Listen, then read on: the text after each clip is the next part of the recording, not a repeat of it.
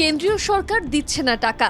জলজীবন মিশনের টাকা রাজনৈতিক কারণে আটকে রাখার গুরুতর অভিযোগ করেছেন তৃণমূল কংগ্রেসের সাংসদরা। মঙ্গলবার তৃণমূলের 15 জন সাংসদ জলশক্তি মন্ত্রকে গিয়ে দেখা করেন। সেখানে পশ্চিমবঙ্গের প্রাপ্য জলজীবন মিশনের আওতায় বকেয়া টাকা প্রদানের দাবি রাখেন। 2024 সালের অগস্ট থেকে কেন্দ্রীয় সরকার জলের প্রকল্পের জন্য কোনো অর্থ দেয়নি।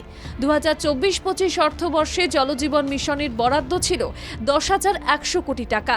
এর মধ্যে কেন্দ্রের অংশ 5,050 কোটি টাকা, অথচ কেন্দ্র অর্থ দিয়েছে 2,525 কোটি টাকা। ফলে এখনও কেন্দ্রের কাছে বকেয়া রয়েছে 2,525 কোটি টাকা। কেন্দ্র টাকা না দিলেও রাজ্য সরকার বাড়ি বাড়ি পানীয় জল পৌঁছে দিতে তৎপর। উত্তরবঙ্গের অন্যান্য জেলার মতোই উত্তর দিনাজপুরে পানীয় জল প্রকল্পের কাজ বেশ গতি পেয়েছে।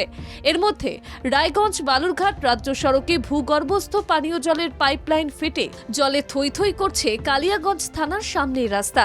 জনসমস্যার কথা বাংলা জাগর তরফ থেকে তুলে ধরতেই কাটে জট। যে এরিয়াটার কথা বলছেন, আমি গেছিলাম, ওটা পিএইচির পাইপ। কিছু কিছু মেটেরিয়ালস আমাদের কাছে নেই। পিএইচির সাথে আমাদের কথা হয়ে গেছে। পিএইচি খুব শীঘ্রই দেখবেন ওটা ঠিক করে দেবে। এই ঘটনায় দৃষ্টি আকর্ষণ করা হলে কালিয়াগঞ্জের পুরপ্রধান রামনিবাস সাহা আরও বলেন, থানার পাশে বালুরঘাট সড়কে পাইপলাইন ফেটে যাওয়ার ঘটনা তাদের নজরে এসেছে। শীঘ্রই এই পাইপলাইন মেরামত করা হবে। আসল সমস্যা হচ্ছে কালিয়াগঞ্জ শহরে মেন রোড সহ অনেক রাস্তার পাশে বহুকাল আগে থেকেই জনস্বাস্থ্য কারিগরি দপ্তরের জলের পাইপলাইন বসানো আছে। পরবর্তী সময়ে রাস্তা সম্প্রসারণের ফলে সেই পাইপলাইন রাস্তার মাঝে পড়ে গিয়েছে।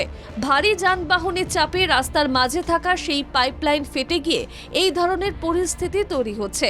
এই ধরনের সমস্যা সমাধানের জন্য রাস্তার মাঝে থাকা পিএইচির সেই পাইপলাইন তুলে সেটা একপাশে বসানোর জন্য পুরসভার তরফে সুনির্দিষ্ট পরিকল্পনা গ্রহণ করা হয়েছে।